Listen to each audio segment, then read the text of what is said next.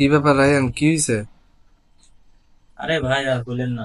একটা পিসিতে উইন্ডোজ দেবো কিন্তু কোনোভাবেই ড্রাইভ শো করে না, কি যে করি। কই দেখি, দাও দেখি। ভিএমডি দিছিলা? ভিএমডি দিয়েছি, তারপরেও দেখেন কাজ হয়নি। একটা ভারী মুশকিলের একটা ব্যাপার, দেখেন তো কি করা যায়। কি ল্যাপটপ দেখি তো। ও, আসুস ভিভোবুক S14 ফ্লিপ। আচ্ছা, ঠিক আছে। এই সমস্যায় সবাই পড়ছে বর্তমান সময়ে। তো এটার জন্য কি করা লাগবে, আসো তোমাকে বলতেছি। হ্যালো ভিউয়ার্স, আশা করি আপনারা ভালো আছেন, সুস্থ আছেন। আজকে আবারও চলে আসলাম আরো একটি ছোট টিপস নিয়ে আপনাদের সামনে। আজকের টিপসের বিষয় হচ্ছে, আসুস ল্যাপটপে আমরা যখন উইন্ডোজ দিতে চাই, সেক্ষেত্রে কিন্তু ভিএমডির প্রয়োজন হয়। কিন্তু বর্তমান সময় কিন্তু এই ভিএমডি প্রবলেম ক্রিয়েট করে ফেলছে উইন্ডোজ দেওয়ার সময়। তো আমরা এটা কিভাবে সলভ করতে পারি? আপনারা যারা লেটেস্ট ভার্সনের আসুস ল্যাপটপ কিনছেন, তারা উইন্ডোজ দিতে যে হয়তো এটা ফেস করেছেন যে উইন্ডোজ দেওয়ার সময় আপনি কোনোভাবেই ড্রাইভ শো করতে পারছেন না। ইভেন কি পেন ড্রাইভে ভিএমডি যে ফাইলটা রাখার প্রয়োজন হয়, আমি আমার আগের একটা ভিডিওতেও দেখিয়েছি যে ভিএমডি ইউজ করে কিভাবে আমরা ড্রাইভ শো করতে পারি। এই পদ্ধতিতেও এটা কাজ করছে না।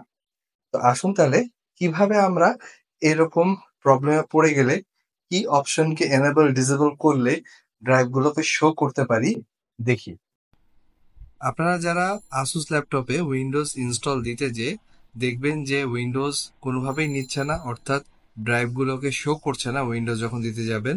এছাড়া আপনারা বলবেন যে ভিএমডিও ইউজ করেছি, সেক্ষেত্রেও কোনোভাবে ড্রাইভ শো করছে না।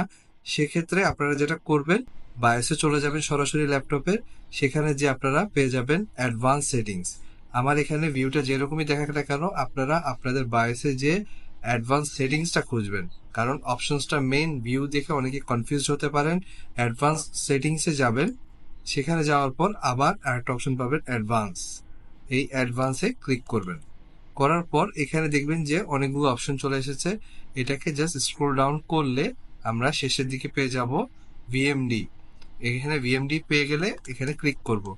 করার পর এখানে দেখবো যে এটা এনেবল আছে। কিছু ক্ষেত্রে দেখা যায় ভিএমডি এনেবল থাকার কারণে ড্রাইভগুলো শো করে না।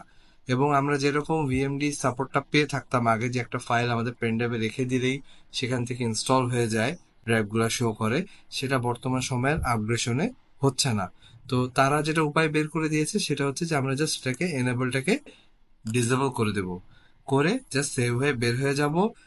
এছাড়াও আমরা যেটা করব সেকেন্ডে, সেটা হচ্ছে যে আমরা বুট অপশনে যাব। ফাস্ট বুট প্রায়োরিটি অবশ্যই আমরা পেন ড্রাইভটা সিলেক্ট করে দিব।